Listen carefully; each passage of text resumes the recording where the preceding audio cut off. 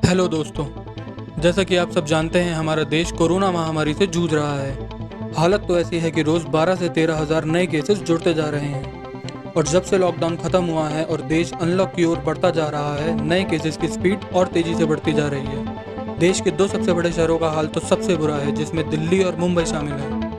नए केसेस बढ़ने के साथ इन शहरों की स्वास्थ्य व्यवस्था लगभग चरमरा चुकी है। हालत तो ये है, देश की सबसे बड़ी अदालत को इसका संज्ञान लेना पड़ा। तो चलिए जानते हैं क्या है पूरा मामला। So without wasting any time, let's start.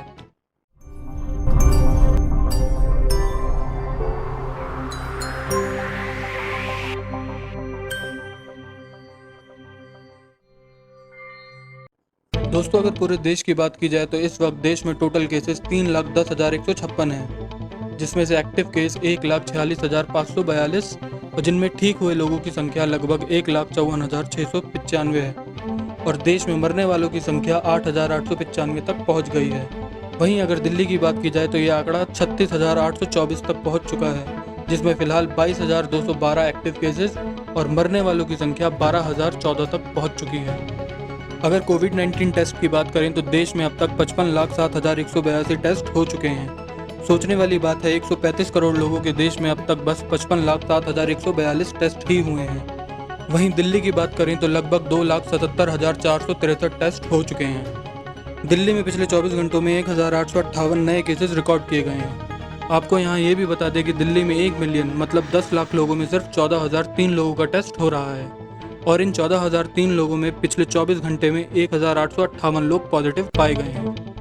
यहाँ आपको दिल्ली की कुल आबादी भी पता होनी चाहिए, जो लगभग 1,98,14,000 है। वहीं अगर दिल्ली में मरने वाले लोगों की बात करें तो पिछले 24 घंटे में दिल्ली में लगभग 129 लोगों की मौत कोरोना के कारण हुई है। अगर इन सब आंकड़ों को आसान तरीके से समझें तो दिल्ली में एक्टिव केस रेट 60.32% है, रिकवरी रेट 36.38% और मोर्टेलिटी रेट 3.3% है।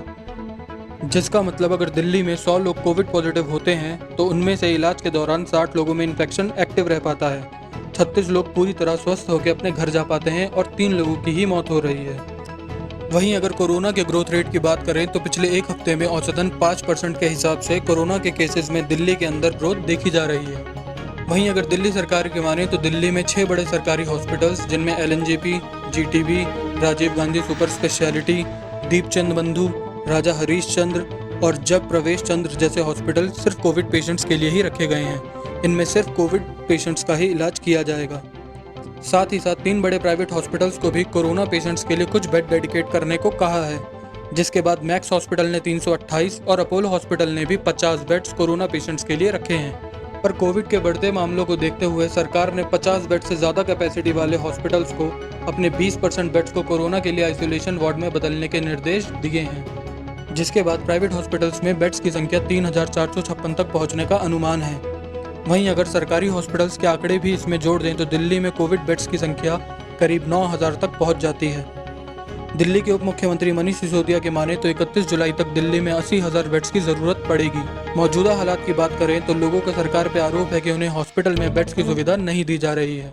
एक मीडिया हाउस के सर्वे रिपोर्ट की माने तो दिल्ली के LNJP हॉस्पिटल में टोटल बेड के 1%, GTB में 89%, राजीव गांधी सुपर स्पेशलिटी में 49%, दीपचंद बंधु में 53%, राजा हरीश चंद्र में 87%, जग प्रकाश चंद्र में 100% कोविड बेड्स खाली हैं। फिर भी लोगों को असुविधा का सामना करना पड़ रहा है, जिसके बाद देश की सबसे बड़ी अदालत ने दिल्ली सरकार के हॉस्पिटल से निकल के आ रही कोरोना संक्रमित मरीजों की वीडियो देखने के बाद उनके रखरखाव की व्यवस्था के बदतर इंतजामों पर सवाल उठाए और इससे संबंधित LNJP हॉस्पिटल को भी नोटिस जारी कर दिया और तंज कसते हुए पूछा कि वो मरीजों के रखरखाव के लिए कौन सा प्रोसीजर फॉलो कर रहे हैं, जहां उन पीड़ित मरीजों को मृत शरीर के साथ घंटों कोविड वार्ड में ही छोड़ दिया जाता है।